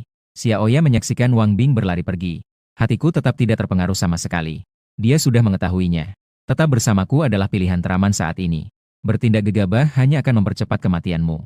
Setelah berjalan sekitar 10 menit lagi, tuan-tuan tiba-tiba berbisik di telingaku. Ayah, aku sedikit mengantuk. Aku ingin tidur sebentar. Aku menepuk punggung tuan-tuan. Kemudian, sebaiknya kamu tidur. Aku akan selalu memelukmu. Tuan-tuan mendengar ini. Kepala kecilnya bersandar di bahuku, dan dia memejamkan matanya. Pernapasan datar. Ini terlihat seperti. Xiaoya diam-diam melirik tuan-tuan. Akhirnya terkonfirmasi bahwa kali ini berbeda dari sebelumnya. Saya melakukan setiap gerakan kecil. Mata gelap tuan-tuan tertuju padanya. Roh jahat ini praktis bisa membaca pikiran. Sementara itu, tuan-tuan belum memberikan reaksi. Dia berbelok di tikungan dan melanjutkan perjalanan. Dia berencana mengambil jalan memutar untuk menunda perjalanannya ke tujuan. Ini akan memberinya lebih banyak waktu untuk memikirkan cara bertahan hidup. Di sisi lain, setelah berlarian tanpa arah, prajurit itu bersembunyi di sebuah bangunan tua dan bobrok yang terbengkalai. Setelah melilitkan jaring laba-laba di sekelilingnya, dia ambruk ke tanah, terengah-engah. Namun tiba-tiba, sebuah suara dingin terdengar. Paman, apa yang sedang kamu pikirkan? Wang Bing terkejut. Dia telah memasang jaring laba-laba di sekitar area tersebut sebagai tindakan pencegahan. Selama seseorang mendekat, dia bisa langsung merasakannya. Namun suara yang tiba-tiba itu membuatnya sangat terkejut hingga ia melompat. Dia sangat mengenal suara itu. Dia disiksa oleh pemilik suara itu sepanjang malam. Tapi mengapa si iblis kecil ini ada di sini? Sebelum dia bisa memahaminya, dia merasa seolah-olah sebuah tangan mencengkeram erat jantungnya. Paman sedang memikirkan apa? Apakah kamu sedang memikirkan cara menghadapi ayahku? Dia menoleh ke arah sumber suara itu. Dia melihat tuan-tuan mengambang tidak jauh di depannya. Lalu tiba-tiba ia merasa tidak bisa bergerak. Aku baru menyadarinya saat melihat ke bawah. Bayangan dari anak-anak yang tak terhitung jumlahnya. Penyakit itu menempel erat di tubuhnya seperti osteomielitis. Dia tidak bisa melihat wajah anak-anak itu dengan jelas. Yang bisa kurasakan hanyalah tangan-tangan tak terhitung jumlahnya yang terus-menerus menyeret tubuhku. Wang Bing berteriak ketakutan. Kamu tidak bisa membunuhku. Aku adalah Buddha iblis laba-laba. Kamu tidak bisa membunuhku. Tuan-tuan menatap Wang Bing yang tergeletak di tanah, tak mampu bangun. Dunia ini, para Buddha adalah hal yang paling tidak berharga. Selain itu, dia adalah seorang Buddha yang nilainya telah dieksploitasi sepenuhnya. Untuk roh-roh jahat ini, daging manusia tidak berharga. Hanya emosi negatif manusia yang memiliki nilai bagi mereka. Dan para prajurit terlihat seperti ini. Film itu baru dirilis setelah semua rasa takut telah hilang darinya. Wang Bing kembali meraung. Salah satu lengannya tertutupi bayangan anak berwarna biru kehitaman itu. Tidak ada salju baru yang mengalir keluar. Tak satu pun dari mereka terlihat dalam warna putih pucat itu. Beberapa di antaranya hanya berisi telur serangga yang tak terhitung jumlahnya. Tuan-tuan tertawa. Seperti yang diharapkan, nol. Tidak mungkin roh jahat melakukan sesuatu yang sebodoh itu sehingga tidak memberi ruang untuk kesalahan. Wang Bing tentu saja juga melihat massa padat di bawah kulit itu. Pada saat itu, dia sedang putus asa. Dia berbaring di tanah, merasa lega, dan berhenti meronta. Biarkan roh jahat mencabik-cabik tubuhmu. Pada saat yang sama, saat telur serangga terpapar udara, laba-laba kecil yang tak terhitung jumlahnya menetas. Kemudian dia berbalik dan mulai melahap sedikit daging salju yang tersisa dari Wang Bing. Sementara itu, di sisi lain, aku masih memegang sebuah tas usang yang kutemukan belum lama ini. Payung itu sepenuhnya melindungi kelompok tersebut dari terik matahari. Xiaoya, yang berdiri di sampingnya, terus-menerus menyeka keringat dari dahinya. Dia tidak mengerti mengapa pagi hari, yang seharusnya menjadi waktu terdingin dalam sehari, justru matahari sangat terik. Diam-diam dia melirik tuan-tuan yang berada dalam pelukanku. Dia benar-benar ingin mengeluh. Apakah ada setetes keringat pun di gumpalan kulit itu? Dan roh jahat. Apakah kita perlu payung? Saat Xiaoya diam-diam mengeluh pada dirinya sendiri. Tiba-tiba dia merasakan tatapan dingin yang familiar itu lagi. Saat mendongak, aku melihat tuan-tuan dalam pelukanku menatapnya dengan saksama. Dia melirik ke sekeliling lalu bertanya, "Ayah, kita akan pergi kemana sekarang?" Tante Xiaoya mengajak kita mencari ibu. Dia mengatakan mereka hampir sampai. Tatapan tuan-tuan berubah dingin. Dia menatap Xiaoya dan mencibir. "Bibi Xiaoya, apakah kita telah tersesat?" "Ah, apakah kita telah tersesat?" Xiaoya sangat ketakutan. Dia hanya ingin mengulur waktu dengan mengambil pendekatan yang berbelit-belit. Namun di luar dugaan, roh jahat ini langsung menyadari tipu daya tersebut. Tuan-tuan menunjuk ke suatu arah lalu kembali. "Bukankah seharusnya kamu menuju ke arah sini untuk sampai ke tempat yang ingin kamu tuju?" Melihat ke arah yang ditunjuk tuan-tuan, Xiaoya merasakan hawa dingin tiba-tiba menjalar di punggungnya. Itulah tepatnya tujuan yang ingin dia tuju. Aku memandang tuan-tuan dengan gembira. "Apakah kamu tahu arahnya?" "Ya, T. Mungkin itu adalah hubungan telepati antara ibu dan anak. Saya merasa ibu saya juga cenderung ke arah itu." Tuan-tuan tersenyum dengan mata menyipit. Terlihat polos dan imut. Xiaoya tertawa canggung 2 kali. Ya, ya. Saya salah tempat. Sungguh menakjubkan bahwa tuan-tuan dapat menemukan jalan di usia yang begitu muda. Kamu sungguh luar biasa. Putriku luar biasa. Tentu saja. Mungkin inilah arti dari seorang ibu dan anak yang memiliki satu hati. Aku berharap aku memiliki hubungan telepati seperti itu dengan tuan-tuan. Aku mengatakannya dengan sedikit nada masam. Tuan-tuan awalnya terkejut. Lalu, sudut-sudut mulutnya tanpa sadar melengkung ke atas. Apakah ayah ingin terhubung dengan tuan-tuan dari hati ke hati? Saat tuan-tuan berbicara, dia menyentuh dahiku dengan jarinya. Pikirkanlah. Dengan begitu aku tidak akan pernah kehilangan tuan-tuan lagi. Saya baru saja selesai berbicara. Tiba-tiba sebuah suara mekanis terdengar di benakku. Keterampilan yang diperoleh. Membaca pikiran. Dapat mengikat suatu objek. Setelah terikat, Anda dapat merasakan lokasi dan kesadaran orang lain. Silakan pilih objek yang akan diikat. Saya tidak mengerti apa yang terjadi. Namun tanpa ragu-ragu, dia memilih tuan-tuan. Detik berikutnya, indera lain tiba-tiba muncul di otakku. Saya mendapati diri saya mampu beralih ke sudut pandang tuan-tuan. Untuk mengamati dunia ini. Perasaan ini sungguh luar biasa. Tepat saat itu, suara tuan-tuan terngiang di benakku. "Ayah." Aku menatap tuan-tuan dengan ekspresi bingung. Karena mulut tuan-tuan jelas tidak bergerak. Namun suaranya masuk ke dalam otaknya. Ayah bisa berbicara dengan tuan-tuan hanya dengan memikirkannya. Sekarang kita bisa membisikkan rahasia. Aku berhenti dan menutup mulutku rapat-rapat. "Apakah kamu bisa mendengarku?" Tuan-tuan tertawa kecil. "Tidak bisa mendengar." Aku juga tertawa. Aku sebenarnya bisa berkomunikasi dengan tuan-tuan tanpa mengucapkan sepatah kata pun. Apakah ini berarti bahwa dimanapun tuan-tuan berada di masa depan, aku sudah menemukan tuan-tuan? Ya. Sekalipun ayah pergi besok, Anda juga bisa mengetahui di mana tuan-tuan berada. Anda juga bisa berbicara dengan tuan-tuan kapan saja. Secercah kesedihan tampak di mata tuan-tuan saat dia mengatakan ini. Akhirnya menemukan manusia yang kusukai. Namun jika Anda menuliskannya, Anda akan mendapatkan skor. Instansi ini akan ditutup besok. Pada saat itu, semua manusia yang gagal pergi akan dibantai oleh hiu. Namun, dia sudah mengambil keputusan. Ketika lahan perburuan menjadi kenyataan, dia keluar mencariku. Aku mengangguk bingung. Namun, mereka tidak memahami makna tersirat dalam kata-kata tuan-tuan. Aku mengangkat tuan-tuan dan mempercepat langkahku menuju tujuan kami. Di setiap sudut, tuan-tuan akan memberitahuku bagaimana cara sampai ke sana dalam pikirannya. Xiaoya, yang mengikuti di belakang, merasa semakin gelisah. Orang yang mengalami gangguan jiwa ini tampaknya tiba-tiba memiliki kemampuan untuk menentukan arah. Dan hal yang paling aneh adalah, saya dan tuan-tuan tidak bertukar sepatah kata pun sepanjang perjalanan. Anda harus tahu bahwa sebelum ini, aku terus memeluk tuan-tuan dan bergumam sendiri. Dan tuan-tuan selalu memanggilnya, ayah ini dan ayah itu. Namun sekarang dari sudut pandangnya, hanya aku yang memegang tuan-tuan secara mekanis, menuju ke suatu tujuan tertentu. Xiaoya teringat jari-jari tuan-tuan belum lama ini. Dia menusuk dahiku. Tidak mungkin saat itu. Jiwa orang yang sakit jiwa ini telah lenyap. Dia seperti boneka sekarang. Dikendalikan oleh roh jahat ini. Xiaoya hanya merasakan mati rasa di anggota tubuhnya. Lu mengikuti di belakang, tampak sedih. Dia baru menyadari apa yang terjadi ketika dia hampir menabrakku. Melihat rumah besar yang damai di hadapanku ini. Jantung Xiaoya berdebar kencang lagi. Penyakit mental ini jelas tidak normal. Mereka benar-benar menemukan tempat ini dengan akurasi sempurna. Dia menarik napas dalam-dalam dan berkata kepadaku, Jiang Ce, Istrimu ada di sini.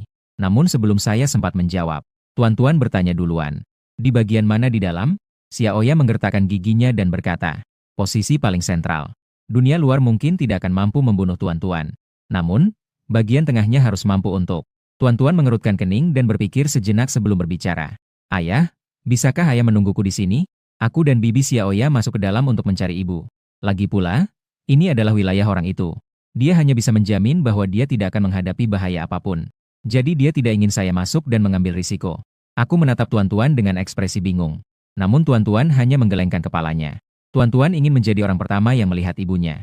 Ini adalah hukuman karena ayah kalah dari Tuan-Tuan. Mendengar itu, aku kembali merasakan rasa bersalah. Dia mengangguk setuju dengan permintaan Tuan-Tuan. Tuan-Tuan melirik Xiaoya. Ayo pergi. Kami masuk ke dalam untuk mencari seseorang. Tapi jika Jiang Che tidak pergi, istrinya tidak akan mempercayai saya. Kecuali jika Anda memberi saya token. Berikan aku gelang Jiang Che. Dengan begitu istrinya akan percaya padaku. Tuan-Tuan langsung tertawa. Karena dia berada dalam kondisi emosional Xiaoya. Emosi yang paling sering saya rasakan. Ini adalah keserakahan. Dia meraih tangan Xiaoya. Saya adalah simbolnya. Masuklah ke dalam dan cari seseorang. Jangan sampai aku mengulanginya untuk kedua kalinya. Rumah besar itu sangat luas. Keduanya berjalan cukup lama tetapi masih belum sampai ke pusat kota. Sudut lainnya. 3 orang manusia tiba-tiba muncul di hadapan kami. Xiaoya mengabaikan Tuan-Tuan di sampingnya. Mereka saling menyapa dengan penuh antusias. Akhirnya aku bertemu kalian semua. Sekalipun aku mati sekarang. Dia juga perlu mencari beberapa orang untuk mengalihkan perhatian darinya. Tuan-Tuan mengerutkan kening sambil memandang 2 pria dan 1 wanita yang ada di hadapannya. Sepertinya tidak ada ibu di dalam sana. Para pria yang dihentikan oleh Xiaoya dengan waspada mengeluarkan pistol mereka dan mengarahkannya ke arahnya. Jangan mendekat. Siapa kamu? Xiaoya dengan cepat memperkenalkan dirinya. Saya Xiaoya, seorang perawat di rumah sakit jiwa. Mendengar kata-katanya, wanita itu mengangguk. Saya sudah pernah melihat informasi itu sebelumnya. Orang ini memang benar-benar ada. Xiaoya mengamati kelompok itu dengan saksama. Ketiga orang ini tidak terlihat seperti penyintas biasa. Sebenarnya itu sudah dilakukan sebelum memasuki instansi tersebut. Saya memeriksa semua berkas milik mereka. Setelah memastikan identitas Xiaoya, ketiga pria itu kemudian mengarahkan senjata mereka ke Tuan-Tuan yang berada di belakang mereka. Siapakah dia? Sebelum Xiaoya sempat menjawab, wanita itu menatap intently saat Tuan-Tuan mengemudi kembali. Di antara mereka yang masuk ke dalam kasus ini kali ini, tidak ada anak sebesar itu. Saat berbicara, dia menembak langsung ke arah Tuan-Tuan. Tuan-Tuan merasakan sensasi itu menjalar ke seluruh tubuhnya. Dia menyeringai jahat. Dia tahu Xiaoya tidak memiliki niat baik. Terperangkap. Mari kita lihat apakah kita bisa membunuhnya. Dia pasti bosnya di sini. Sembari berbicara, masing-masing dari mereka bertiga mengeluarkan sebuah benda aneh. Xiaoya langsung merasa tenang setelah melihat ini. Dia bisa merasakan bahwa ketiga orang ini tidak biasa. Isi di dalamnya seharusnya berupa barang-barang khusus dari ruang bawah tanah. Namun di luar dugaan, mereka memiliki 3 barang. Emosi yang telah lama ia pendam akhirnya sedikit mereda. Saat dia sedang berusaha mencari tempat untuk bersembunyi, peluru mengenai bahunya tepat di bagian atas. Xiaoya menutupi lukanya dan kembali berdiri, menatap kosong ke arah orang yang menembak. Oh, memang, itu adalah sifat manusia. Mari kita cari tempat untuk bersembunyi. Anda tetap akan membutuhkannya nanti. Lalu mereka memandang Tuan-Tuan dengan gembira. Roh jahat ini kecil. Ini tidak terlihat kuat. Seseorang menjilat bibirnya. Jika tidak terjadi hal yang tidak terduga, itu adalah roh jahat yang menjaga pintu. Sambil berbicara, dia mulai memutar bagian belakang kotak musik di tangannya. Pada saat yang sama, sebuah bayangan samar kotak musik muncul di bawah kaki Tuan-Tuan. Saat musik yang menyejukkan mulai dimainkan, Tuan-Tuan itu seperti boneka menari di atas kotak musik. Tidak bisa bergerak, tidak bisa meninggalkan orang-orang. Ibu di mana? Tuan-Tuan memiringkan kepalanya dan menatap Xiaoya. Kilatan buas sudah terpancar di matanya. Ketika mereka menyadari bahwa ketiga orang itu tidak mengenali Xiaoya, dia tahu bahwa ibunya sama sekali tidak ada di sana. Menurut persepsinya, tidak ada manusia lain di sini selain ketiga orang ini. Lalu aku berpikir betapa kecewanya aku jika aku tahu ini. Dia merasa sangat marah.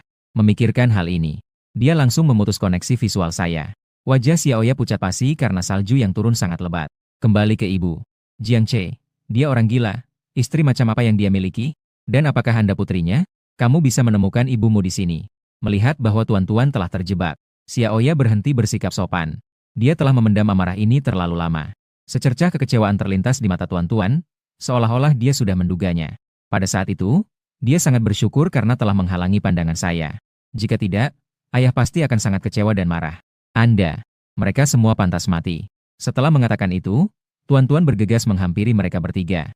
Namun tepat saat tepi kotak musik disentuh, Namun, jalan mereka terhalang oleh penghalang yang tak terlihat. Melihat itu, dia tampak benar-benar bingung.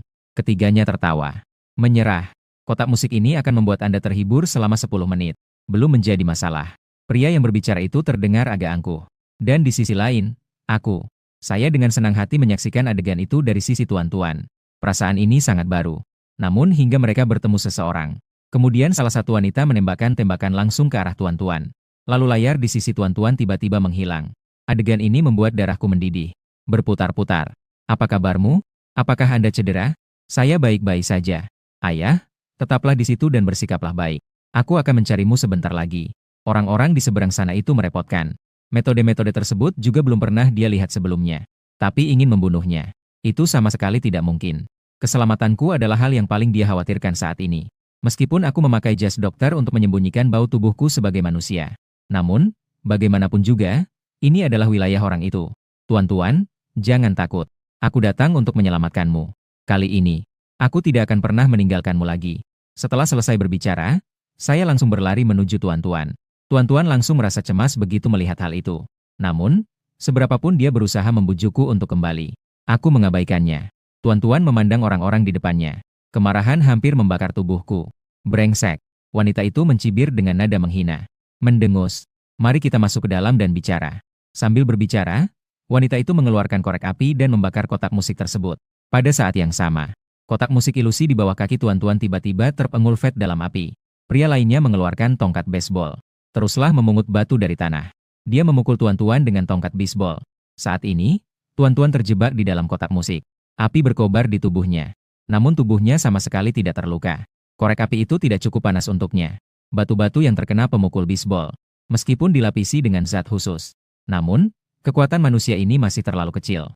Saat ini, selain kotak musik yang mencegahnya keluar rumah, serangan dari dua pria lainnya sama sekali tidak efektif terhadapnya. Tuan-tuan menatap ketiganya dengan dingin. Apakah hanya itu kerusakannya? Pada saat itu, mereka bertiga juga merasakan ada sesuatu yang tidak beres. Pria yang mengendalikan kotak musik itu memandang kedua orang lainnya dengan cemas. Apakah kalian berdua sedang bersekongkol melawan saya? Apakah aku tidak memberikan yang terbaik? Kotak musik ini hanya dapat digunakan 2 kali sehari. Batas waktu untuk yang pertama hampir tiba. Pemain bisbol itu juga merasa cemas. Bukan saudara. Lenganku hampir patah karena mengayun-ayunkannya. Apakah kamu masih mencurigai saya mengatur hasil pertandingan? Gadis yang lebih ringan kulitnya juga merasakan ketidakberdayaan yang mendalam. Suhu korek apinya sama sekali tidak bisa diatur. Serangan kombinasi mereka sebelumnya digunakan melawan. Terbukti efektif melawan roh jahat lainnya. Namun kali ini, rasanya seperti merebus katak dalam air suam-suam kuku. Selain itu, kata-kata tersebut dapat berenang bebas di dalam pot. Pemain bisbol itu berbicara lagi. Adik, kita bukan tandingan roh jahat ini. Gunakan kotak musik untuk menjebaknya lagi. Lalu kami berlari bersama. Ya. Mari kita kembali dan membahas ini lebih lanjut. Pria yang memegang kotak musik itu melihat bahwa keduanya tampak kelelahan. Cukup putar kembali kotak musiknya. Tenaga dari kotak musik itu digunakan untuk kedua kalinya. Sebelum pergi, ketiganya melirik Xiaoya, yang bersembunyi di balik dinding. Tanpa mengucapkan sepatah kata pun, dia menembak kaki Xiaoya. Xiaoya menjerit kesakitan. Dia tidak menyangka ketiga pria itu akan menembaknya sebelum mereka pergi. Tuan-tuan menatap Xiaoya yang telah jatuh ke tanah dengan senyum setengah hati. Ayah, tuan-tuan baik-baik saja. Tuan-tuan sekarang sudah aman. Namun, dia tetap tidak mengizinkan saya melihat pemandangan dari sudut pandangnya. Dia berencana untuk menangani Xiaoya terlebih dahulu. Dia tidak bisa membiarkan saya melihatnya melakukan pembunuhan itu. Aku berlari sangat cepat sampai aku kehabisan napas. Aku tidak percaya. Kecuali jika Anda menunjukkan gambar dari pihak Anda. Ikuti saja petunjuknya. Tuan-tuan baik-baik saja. Yang ada urusannya adalah Bibi Xiaoya. Suara tuan-tuan tiba-tiba menjadi agak sedih. Bibi Xiaoya ingin melindungi tuan-tuan. Mati. Meskipun saya tidak bisa melihat layar di sisi tuan-tuan. Tapi karena tuan-tuan terus mengobrol denganku. Dan suaranya terdengar bagus. Hal ini secara bertahap menenangkan pikiran saya. Tampaknya Xiaoya benar-benar melindungi tuan-tuan. Xiaoya adalah orang yang sangat baik. Aku menghela napas. Menunggu ayah pergi ke kantor. Mari kita kuburkan Bibi Xiaoya bersama-sama. Oke. Tuan-tuan menyeringai pada Xiaoya. Aku akan menguburkan Bibi Xiaoya bersama ayah sebentar lagi. Semoga dia beristirahat dengan tenang. Kata-kata itu membuat Xiaoya merinding. Namun, dia tetap menyeret kakinya yang cedera. Dia terhuyung-huyung keluar. Namun setiap langkah yang diambilnya meninggalkan jejak di tanah. Salju cerah yang tak bisa disembunyikan. Sementara itu, saya tidak tahu apa yang terjadi di sisi lain. Sesosok figur mengikutiku dari dekat. Dia sedang memegang bola kristal. Dari situ, Anda dapat mengamati segala sesuatu di area ini, termasuk percakapan empat mata saya dengan tuan-tuan. Roh jahat memanggil manusia dengan sebutan, Ayah. Saya masih perlu menemukan ibu saya. Itu cukup menarik. Aku sudah agak kehabisan napas karena berlari. Tepat ketika saya hendak beristirahat sebelum melanjutkan. Tiba-tiba terdengar suara bingung dan cemas dari belakang. Suami. Apakah itu kamu? Ahning, akhirnya aku menemukanmu. Aku berbalik tiba-tiba dan melihat ke belakang. Lalu aku melihat seorang wanita menatapku dengan ekspresi iba. Pakaiannya agak robek. Sepertinya mereka baru saja lolos dari situasi hidup dan mati. Aku terdiam, membeku di tempat. Citra virtual di otak saya yang sesuai dengan istri saya. Gambar itu mulai tumpang tindih dengan sosok di depannya. Wanita itu menundukkan matanya dan diam-diam melirikku dari sudut matanya. Wakil serif itu tampak sangat kelelahan. Dia menganggap pasangan ayah anak perempuan antara manusia dan roh jahat ini sangat menarik. Dia mengira si iblis kecil telah menipu manusia itu. Dan orang ini agak eksentrik. Aku benar-benar mempercayainya. Terlebih lagi, melihat bahwa roh jahat itu dalam bahaya. Mereka sangat ingin menyelamatkannya. Ini sangat menyenangkan. Karena bocah nakal itu bisa berperan sebagai putrinya. Kalau begitu, bukankah aku juga bisa berperan sebagai istrinya? Melihat bahwa saya tidak bereaksi, wanita itu berbicara lagi. Suami. Ahning, akhirnya aku menemukanmu. Mendengar itu, saya merasa seperti dihantam palu berat. Sosok bayangan dalam pikirannya sepenuhnya berubah menjadi wujud wanita di hadapannya. Aku berlari cepat ke sisi Ahning dan menggendongnya di punggungku. Aku akan mengantarmu ke rumah anak-anak. Keluarga kami akhirnya bersatu kembali. Ahning belum pernah sedekat itu dengan seseorang dari lawan jenis sebelumnya. Awalnya dia bermaksud menghukum saya secara langsung karena telah menyinggung perasaannya. Namun emosi yang saya pancarkan melalui isyarat di udara membuatnya terdiam sejenak. Ini adalah emosi yang belum pernah dia rasakan sebelumnya. Meskipun hal itu tidak membantu pertumbuhan roh jahat. Tapi dia sangat menikmati perasaan ini. Aku hanya merasa bahwa wanita yang berada di punggungku itu seperti tuan-tuan. Anda hampir tidak merasakan beban apapun. Dia pasti sangat menderita selama periode ini. Itulah mengapa tubuhku sangat ringan. Mataku terasa sedikit perih. Rasa penyesalan yang mendalam muncul di hatiku. Dingning bersandar di punggungku. Dia memiringkan kepalanya dan menatapku dengan ekspresi bingung. Mengapa manusia ini merasa bersalah dan menyesal?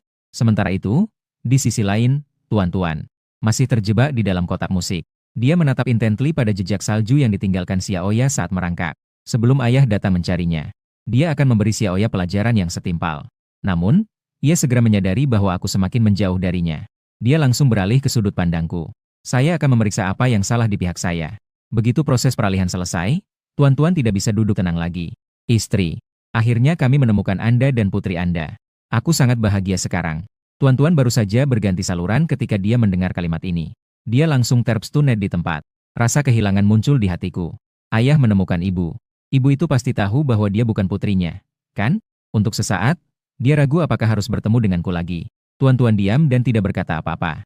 Seiring dengan semakin longgarnya batasan pada kotak musik, dia melangkah keluar dari kurungan kotak musik itu, menuju jejak salju Xiaoya. Ah, mengapa kita tidak dapat menemukan mereka setelah hanya beberapa menit? Bibi Xiaoya, kamu bersembunyi di mana? Xiaoya memandang jejak salju segar yang mengalir di punggungnya. Lalu aku mendengar suara-suara menyiksa dari si iblis kecil itu. Hatinya dipenuhi rasa takut dan putus asa. Bagaimana mungkin roh jahat itu tidak menemukannya? Roh jahat ini hanya ingin menyiksanya. Meskipun tahu tidak ada harapan, Xiaoya masih menyimpan sedikit rasa lega. Dia mengintip sedikit untuk melihat kemana tuan-tuan pergi. Namun begitu dia menjulurkan kepalanya keluar, dia merasakan sesuatu di belakangnya. Sebuah jari menusuk bahunya. Tepat setelah itu, sebuah suara polos dan menggemaskan terdengar dari belakang. Bibi Xiaoya, Anda cari apa? Xiaoya langsung merasakan merinding di punggungnya. Dorongan bawah sadarku untuk melarikan diri. Namun tiba-tiba aku merasakan kekosongan di lenganku. Tubuhnya kehilangan keseimbangan dan dia jatuh langsung ke tanah. Dia menoleh dengan ngeri untuk melihat tuan-tuan. Lalu aku melihat tuan-tuan memegang lengannya. Barusan, tuan-tuan menusuk punggungnya dengan lengannya. Mata Xiaoya berputar ke belakang dan dia pingsan. Namun tuan-tuan dapat merasakan sesuatu dalam diri Xiaoya. Ketakutan terus menyebar.